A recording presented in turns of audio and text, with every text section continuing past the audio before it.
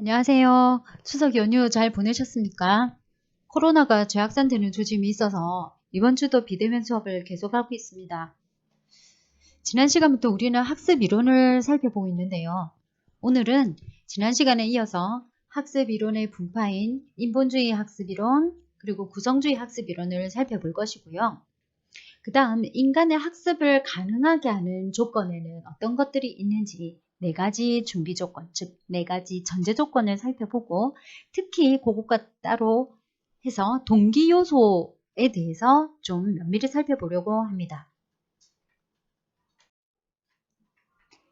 약 2주에 걸쳐서 우리는 인간의 학습을 설명하는 2가지 이론적 패러다임으로 행동주의와 인지주의를 비교해 봤는데요.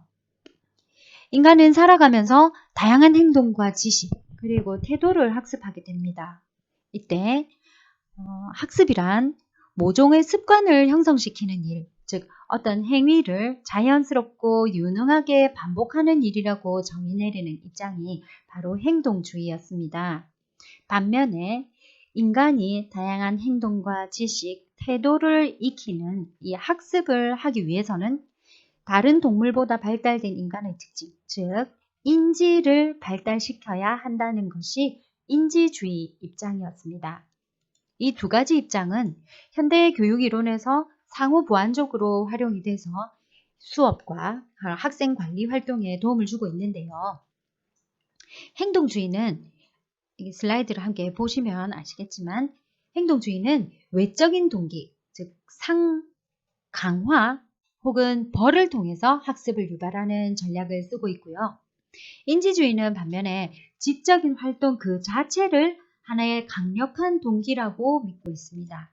즉, 인지에 갈등이 생기면 그것을 해소하려는 욕구, 몰랐던 것에 대해서는 더 알고자 하는 의미 추구의 욕구, 기존에 알고 있던 사고방식에 새로운 정보를 끼워 넣으려는 편향의 욕구에 따라서 학습을 한다는 입장이었습니다.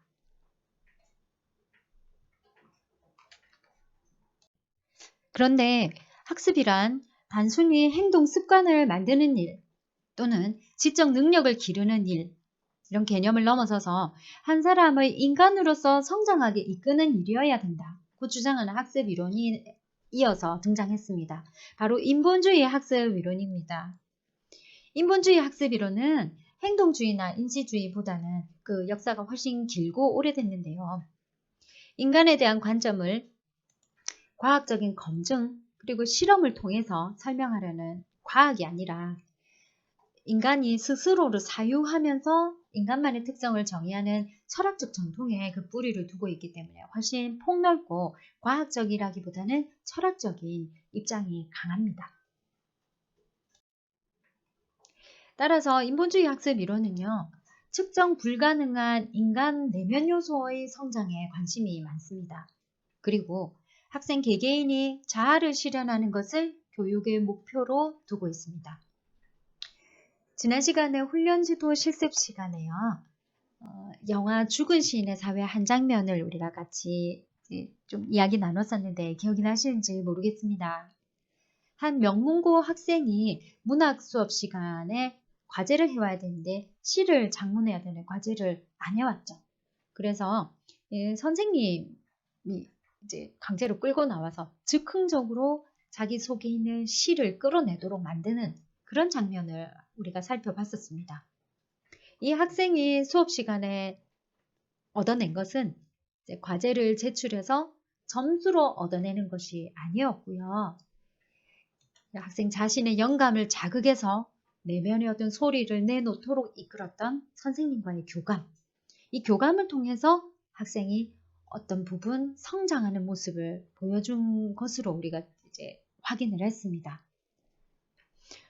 현재 우리 교육이 잘 놓치고 있는 요소들이 이렇게 보이지 않는 요소 그리고 질적인 요소의 성장이 아닌가 싶은데요.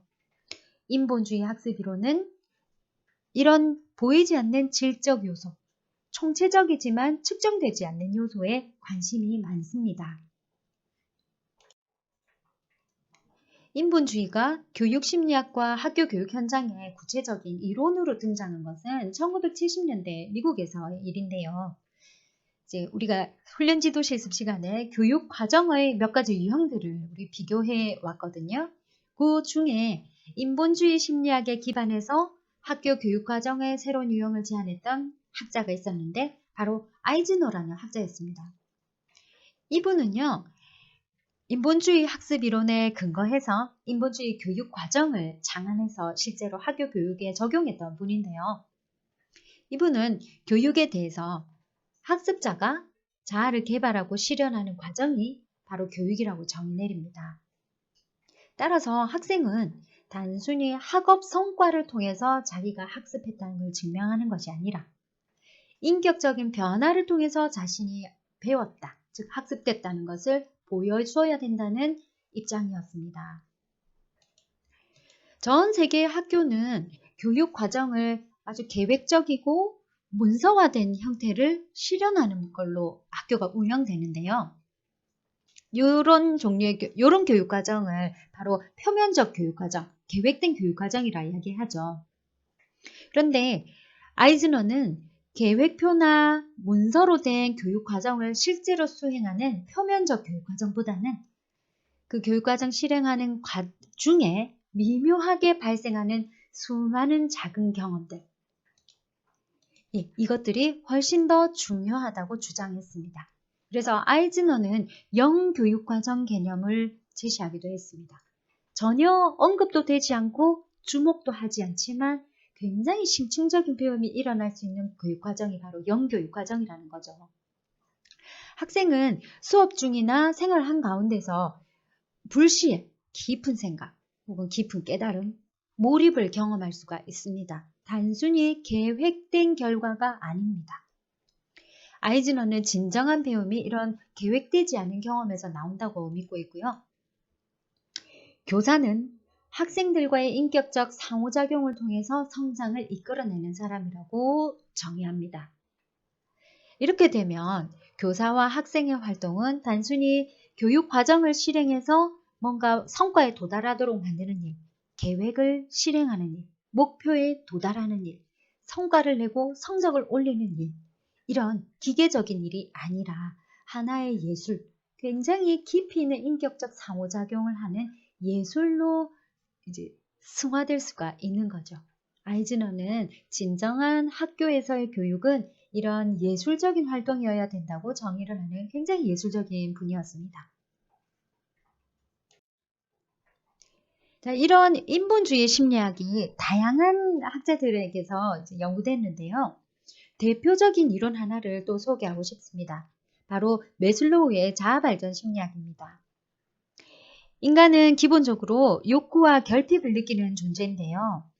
욕구가 충족될 때 온전한 안정감 그리고 온전한 균형을 경험할 수가 있습니다. 그런데 욕구는 위계를 형성하고 있죠. 그래서 가장 기본적인 단계인 생리적 욕구부터 충족돼야만 그 다음 단계의 욕구를 충족할 수 있다는 것이 매슬로우의 해석입니다. 이 욕구의 위계는 먼저 생리적인 욕구, 그 다음 안전의 욕구, 애정과 소속의 욕구, 그 다음 존경과 인정의 욕구, 그 다음은 자아 실현의 욕구, 이렇게 가장 1차적이고 신체에 기반한 욕구에서 정신적이고 추상적인 2차적 욕구로 나아간다고 매슬로우가 분석을 했어요. 따라서 이 매슬로우에 따른다면요, 인간의 학습과 성장은 욕구를 충족해 나가는 과정이며 학생은 가장 기본적인 수준의 욕구가 충족된 후에야 그 다음의 욕구를 추구하며 또 성장해 나갈 수 있다고 이제 말하는 거죠. 따라서 우리가 성인과 교사들이 자아 실현의 욕구를 흔들림 없이 추구하는 아주 유능한 어른을 만들어내기 위해서, 유능한 한 사람의 인재를 만들어내기 위해서는요, 가장 원초적이고 생리적인 욕구부터 충족시켜 줄 수 있어야 된다는 겁니다. 생리적 욕구를 충족시켜주고, 그 다음 안전의 욕구, 그 다음 애정과 친화, 그리고 소속감의 욕구, 그 다음에 인정의 욕구까지 채워준 다음에야 학생은 자아 실현의 욕구까지 추구할 수 있다는 겁니다. 부모와 교사의 역할이 굉장히 중요하지 않겠습니까? 네, 지금까지 인본주의 학습 이론을 살펴봤는데요. 1990년대가 되면 인본주의 학습 이론에 이어서 구성주의 학습 이론이 선풍적인 영향을 미치게 되고 2000년대 초반에는 우리나라 학교 교육 과정에도 큰 영향을 미칩니다. 구성주의 학습 이론은요.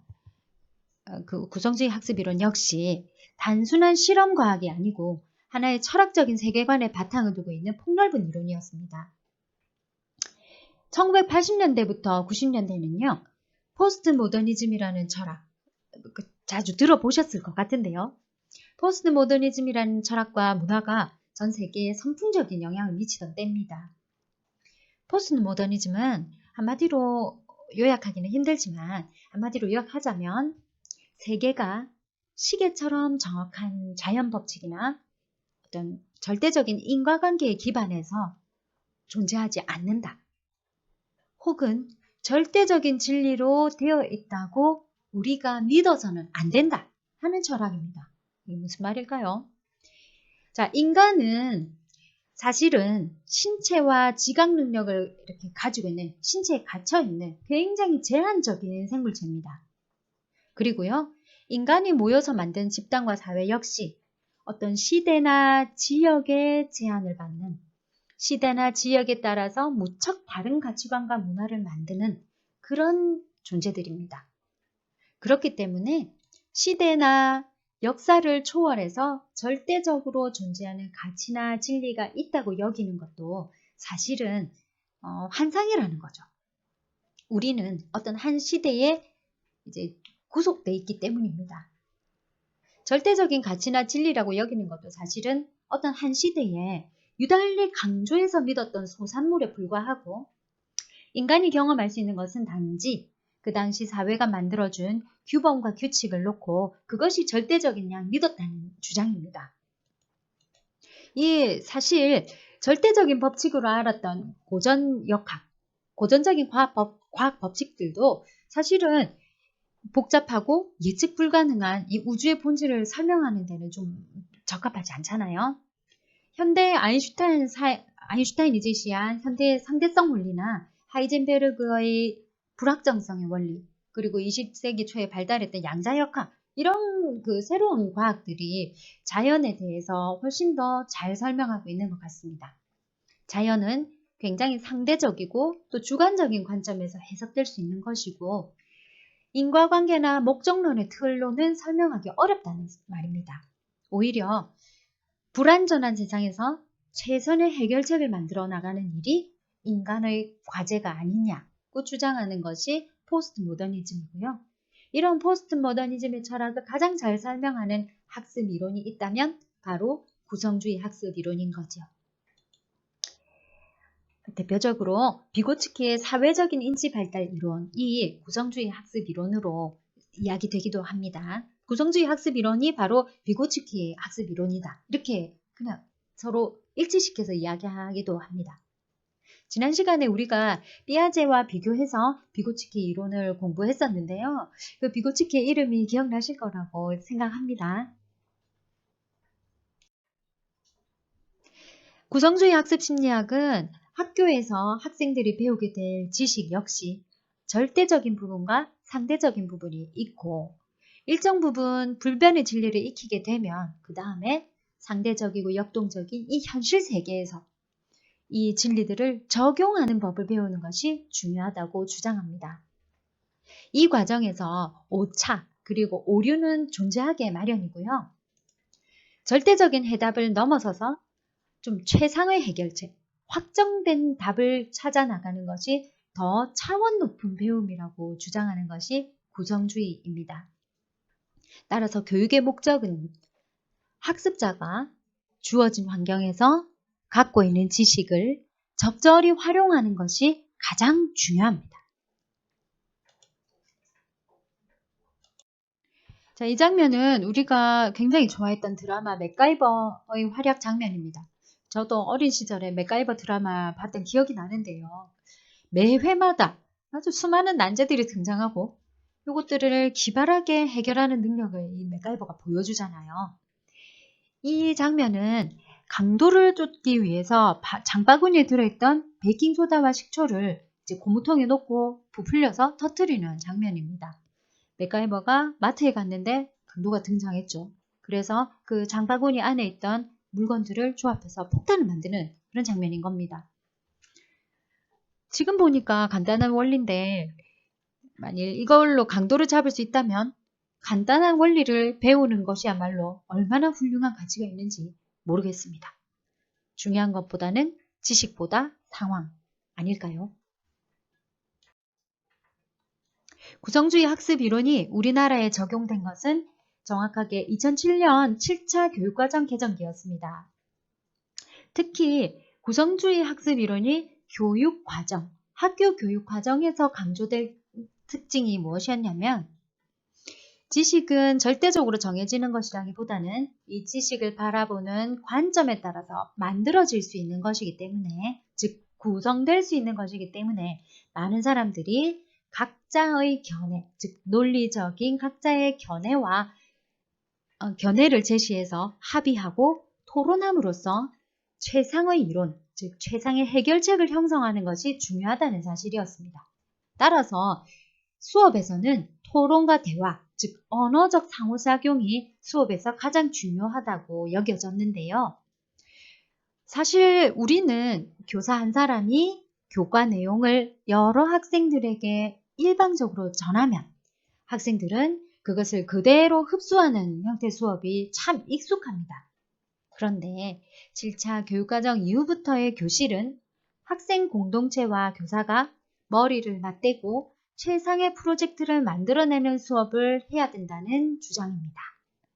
실제로 실기 수업이나 그러니까 고등교육 이후의 수업에서는 이런 프로젝트 수업이 실제로 많이 이루어지고 있는데 현재 학교 교육, 초, 중등 교육, 특히 중고등학교 교육이 이렇게 토론 교육으로 전환되기가 쉽지 않아서 굉장한 노력을 많이 하고 있다고 합니다.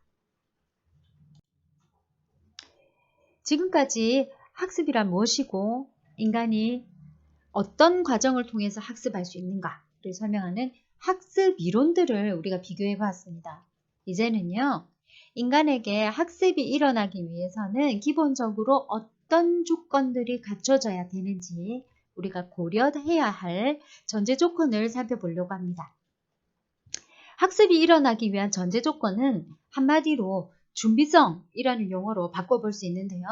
준비성이란 어떤 과제를 효과적으로 해결할 정도로 충분히 도달해 있는 상태 또는 조건을 말합니다. 이 준비성이 사전이 갖춰져 있을 때 비로소 학습이 제대로 일어날 수 있기 때문에 우리는 학습 이전에 준비성이 갖춰져 있는가, 즉 학습의 전제 조건들이 갖춰져 있는가 확인을 해야 됩니다. 자, 그러면 학습이 일어나기 위한 준비성 요소로는 무엇이 있는지 한번 살펴볼까요? 크게 4가지 요소가 있습니다. 첫 번째 성숙, 두 번째 지능, 세 번째 경험, 그리고 마지막으로 개인차가 그것입니다. 네, 첫 번째 조건은 성숙입니다. 성숙이란 연습이나 훈련 없이 시간에 따라서 자연스럽게 일어나는 변화를 말하는데요. 즉 인간이라면 자연스럽게 발생될 수 있는 그런 변화를 가리키죠. 우리는 4주차 수업에서 학습의 정의를 내린 적이 있습니다. 이때 학습의 정의는 연습과 훈련을 통해서 지속적으로 유지되는 인간의 후천적인 변화들이었죠. 그러니 그 반대의 조건을 성숙으로 본다면 무방하겠습니다. 양적인 성장과 질적인 성숙 두 가지 다를 포함해서 성숙이라는 한 단어 안에 포함시킬 수 있고요. 모든 학습은 기본적으로 성숙이 갖춰져 있을 때만 제대로 발생할 수가 있습니다. 피아제 이론만 봐도 그렇거든요. 지난 시간에 우리가 피아제의 발달 이론을 살펴봤는데요. 어린이들은 크게 4개의 단계를 거치면서 질적인 변화를 보여줍니다. 이때 그 두 번째 단계인 전조잡기 단계가 기억나시나요? 전조잡기는 어린이가 약 3세에서 7세가량일 때 속하는 시기인데요. 전조잡기의 아이들은 한마디로 자기중심적입니다. 그래서 자기 눈에 보이는 모습은 다른 사람 눈에도 똑같이 그렇게 보일 거라고 생각하거든요. 게다가 전조닫기 어린이들은 가역성 개념도 획득하지 못했기 때문에 그릇만 바꿔두어도 양이 늘었는지 줄었는지 헷갈려 합니다. 그렇지만 구체적 조작기, 즉 8세 이후 초등학교 저학년 시기에 도달하면 어느새 이 아이들은 타인의 관점을 이해할 수 있게 됩니다. 그리고요, 그릇이 바뀌더라도 양은 그대로 보존된다는 것을 금방 알아챕니다. 학습이 일어나기 위해서는 반드시 성숙이 갖추어져야 된다는 이 얘기를 했는데요. 자, 이렇게 성숙 시기가 되어야만 제대로 학습이 일어날 수 있다는 중요한 예가 되겠지요.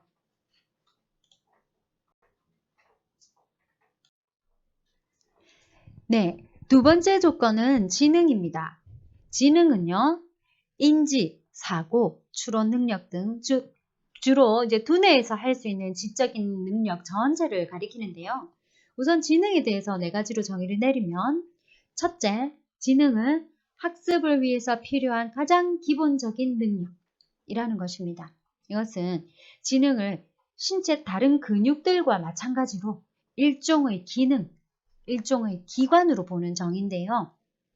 말하자면 암기나 기억, 이해 이런 활동들은 학습을 위해서 인간이 타고나는 기본적인 정신 근육입니다. 그래서 자꾸 사용할수록 발달한다고 볼 수 있습니다. 이런 입장에서 내린 정의가 지능이란 학습할 수 있는 기본적인 기능이라는 거죠. 위장의 소화 능력, 폐의 호흡 능력, 두뇌의 지적 능력, 이렇게 근육과 같은 기능이라는 겁니다. 결국 이게 말하는 것은 사람마다 지능은 각자 타고난 선천적인 능력이라고 보는 거죠. 개인차라는 것은 어쩔 수 없이 존재한다는 겁니다. 둘째, 지능은 학습 결과로 얻어진 지식의 총량이라는 정의가 있는데요. 이것은 첫 번째 정의하고는 좀 반대되는 입장이죠. 살면서 경험을 통해 쌓인 많은 지식과 정보, 이 원리들이 계속 쌓여 있게 되면 이것이 바로 지능이라는 말입니다. 이것에 따르면 지능은 선천적인 것이 아니라 전적으로 후천적인 것이 됩니다. 그렇죠?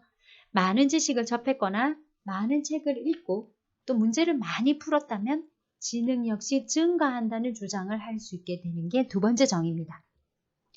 세 번째 정의는 지능이란 추상적 사고 능력이라는 정의입니다.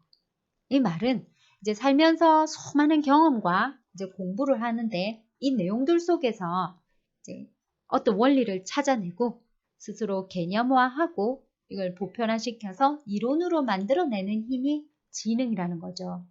이렇게 본다면 지능은 선천적인 기능도 아니요, 후천적인 축적물도 아닌 종합적인 능력이죠.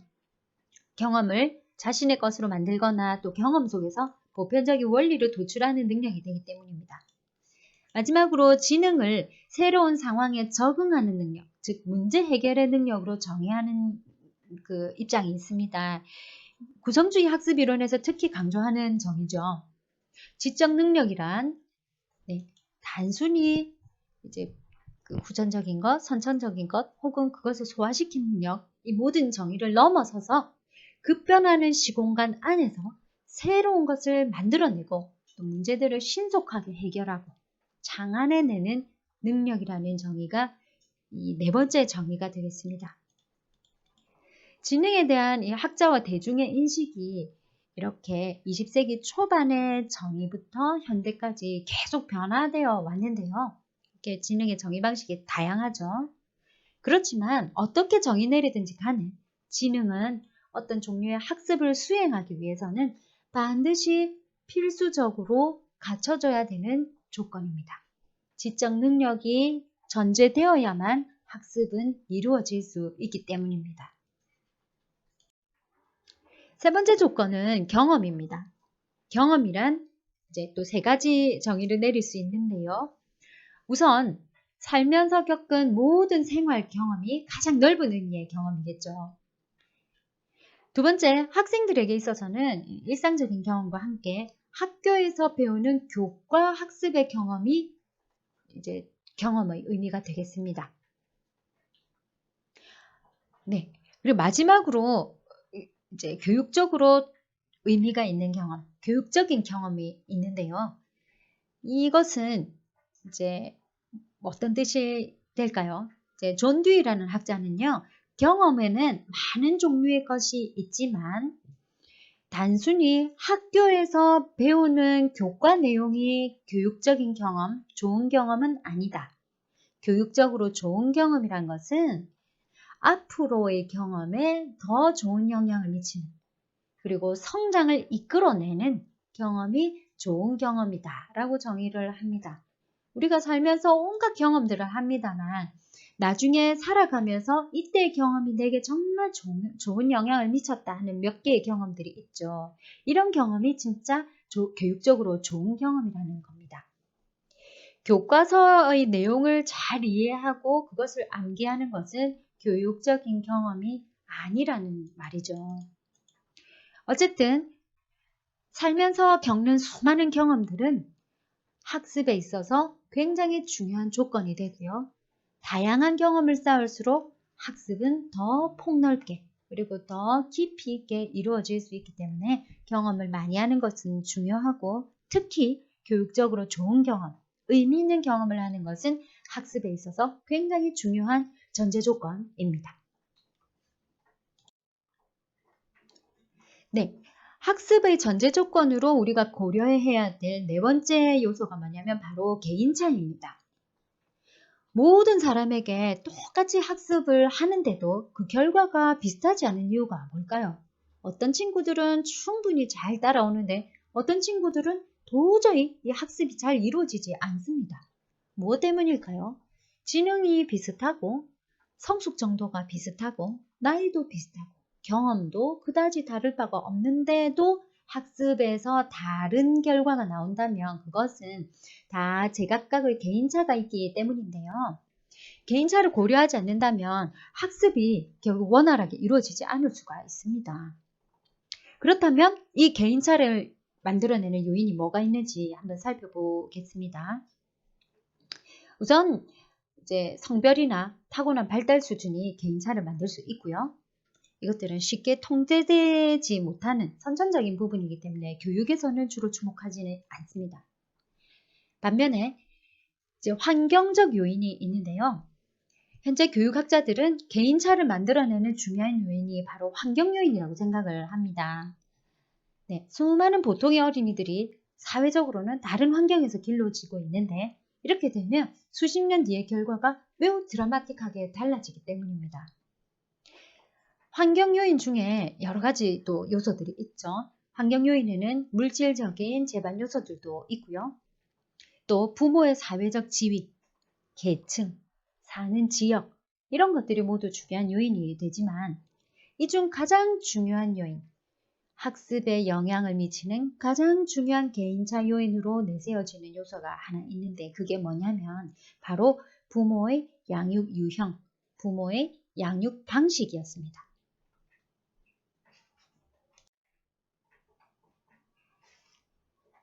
자, 여기에 두 유형의 부모 자식 대화 유형을 소개할 텐데요.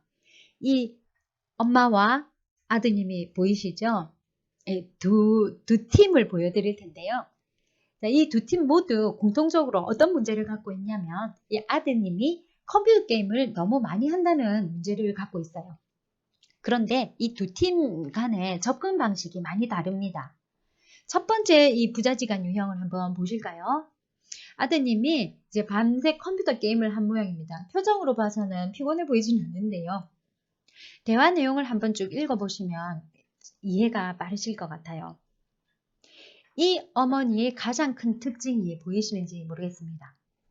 자, 이분은요, 컴퓨터 게임을 하느라 공부를 미처 못하고 쉬지도 못했던 아들한테 어떻게 접근하느냐면 아들의 문제에 대해서 잘했다, 못했다, 자기가 판단을 하지 않습니다. 중립적으로 접근을 하고 있고요. 두 번째 특징은요, 컴퓨터 게임을 절제하는 방법에 대해서 본인의 해결 방법을 제안을 하고 있습니다. 명령하지 않아요. 즉, 이 문제는 아들의 문제지 엄마 자신의 문제가 아니라는 뜻도 있습니다. 세 번째는요, 엄마의 바람을 정확하게 제시를 하고 있고 아들의 승인을 얻고 있다는 것이죠. 두 번째 유형입니다. 아들이 컴퓨터 게임을 많이 하는 문제를 갖고 있는데요. 어머니께 쌓인 게 많으신가 봅니다. 지금 대화 내용이 좀 생략돼 있지만 알 수 있는 내용들만 좀 줄여서 여기 슬라이드에 좀 실었는데요. 어머니가 아들의 게임 문제로 아들을 무척 부끄럽게 했습니다. 네, 특히 아들이 게임에 빠진 이유나 그리고 게임할 때 느끼는 감정, 아들의 마음에 대해서는 관심을 보이지는 않아요. 일단은 게임을 하고 있는 것 자체에 대해서 굉장히 좀 비난을 하면서 시작했고요.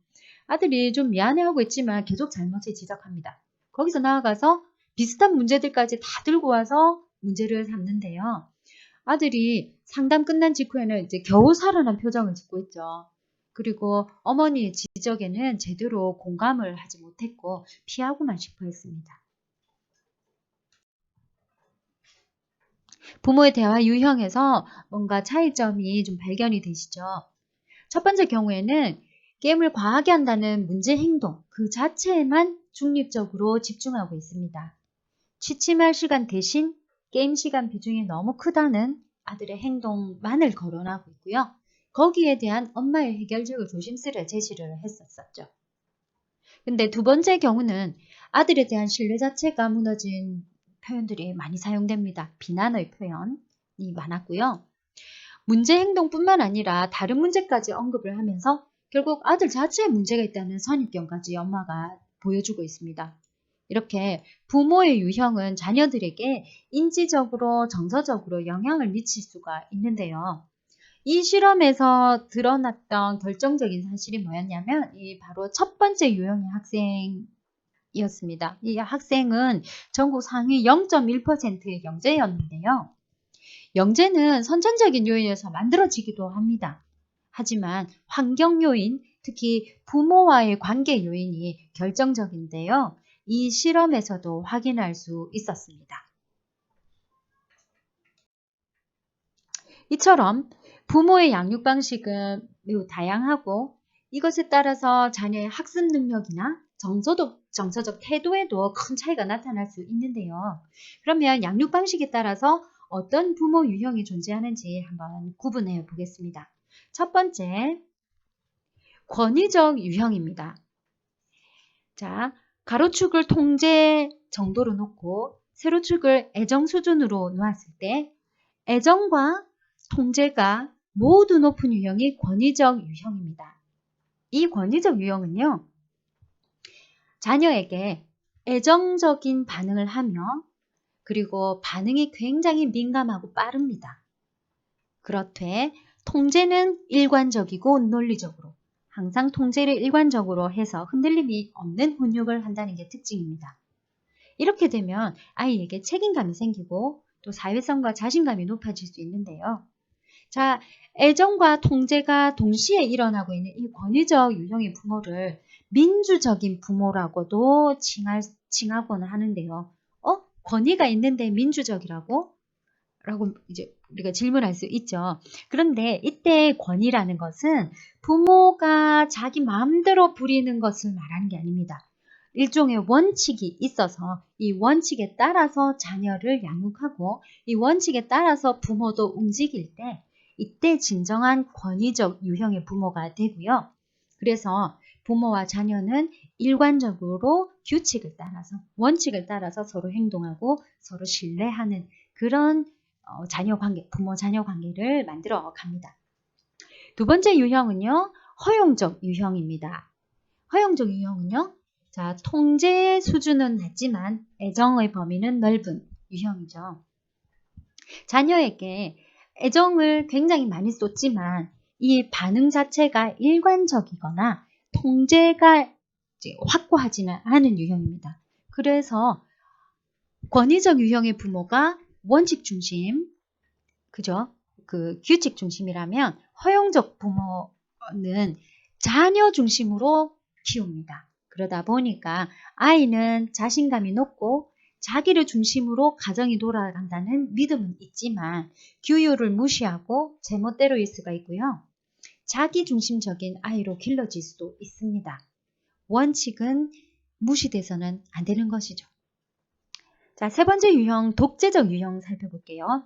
애정 수준은 낮지만 통제가 높은 수준입니다.